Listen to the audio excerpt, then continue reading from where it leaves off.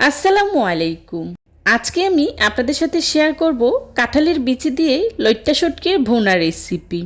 এই সিজনে যদি এই রেসিপিটি আপনি না খেয়ে থাকেন তাহলে অনুরোধ থাকবে একবার হলেও এই রেসিপিটা তৈরি করে খাবেন।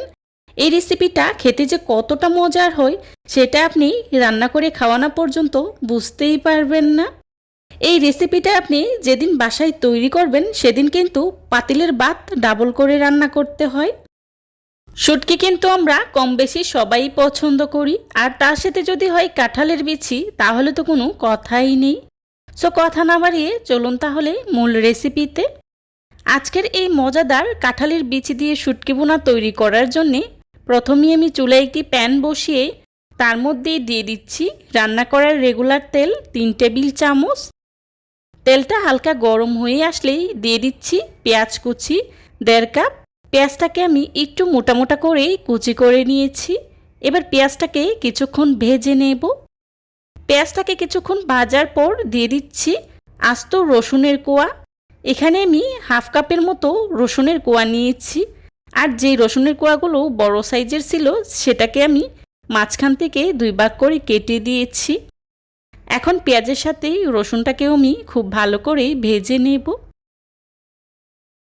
পেঁয়াজ রসুনটাকে আমি বেশ কিছুটা সময় নিয়েই ভেজে নিয়েছি। এই পর্যায়ে দিয়ে দিচ্ছি লইট্টা শুটকি। লইট্টা শুটকিটাকেও আমি পেঁয়াজ রসুনের সাথে কিছুক্ষণ ভেজে নেব। এতে করে শুটকির যে একটা আইসটা গন্ধ আছে সেটা থাকবে না। আর এই লইট্টা শুটকিগুলোকে আমি 10 মিনিট ফুটন্ত গরম পানিতে ভিজিয়ে রেখে খুব ভালো করে ধুয়ে পরিষ্কার করে নিয়েছি। আর ভেতরের যে কাঁটাটা আছে সেটাকেও আমি ফেলে দিয়েছি। পেঁয়াজ রসুনের সাথে শুটকিটাকেও আমি কিছুক্ষণ সময় নিয়ে ভেজে নিয়েছি।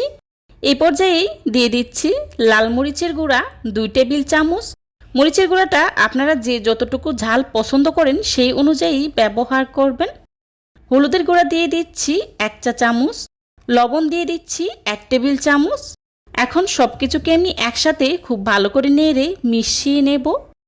মেশানো হয়ে গেলেই দিয়ে দিচ্ছি 1 কাপের মতো পানি। এই পর্যায়ে দিয়ে দিচ্ছি আগে থেকে কেটে রাখা কাঁঠালের বিচি। কাঁঠালের বিচিগুলোকে আমি খোসা ছাড়িয়ে খুব ভালো করে ধুয়ে 4 ভাগ করে কেটে ব্যবহার করেছি। দিয়ে দিচ্ছি কাঁচামরিচ ফালি।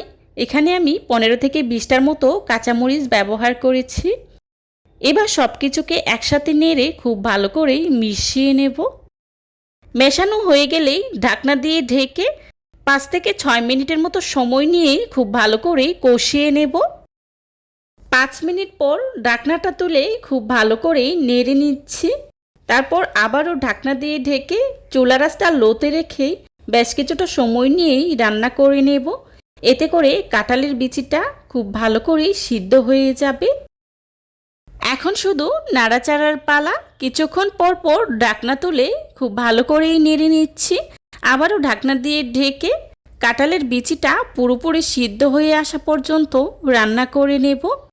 কাঁঠালের বিচিটা সিদ্ধ হতে একটু সময় লাগে, তাই ঢাকনা দিয়ে ঢেকে কাঁঠালের বিচিটা সিদ্ধ হয়ে আসা পর্যন্ত রান্না করে নিতে হবে। কিছুক্ষণ পরপর কিন্তু নেড়ে চেড়ে দিতে হবে, না হলে প্যানে লেগে যেতে পারে। কাঁঠালের বিচি দিয়ে লইট্টা শুটকির এই ভুনাটা খেতে কিন্তু খুবই মজার হয়।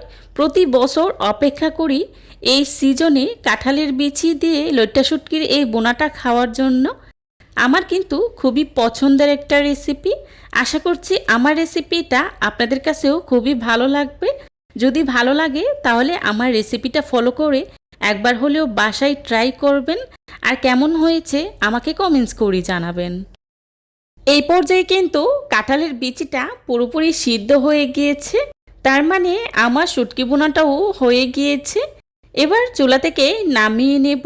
চুলা থেকে নামিয়ে একটি সার্ভিং ডিশে সার্ভ করে নিচ্ছি।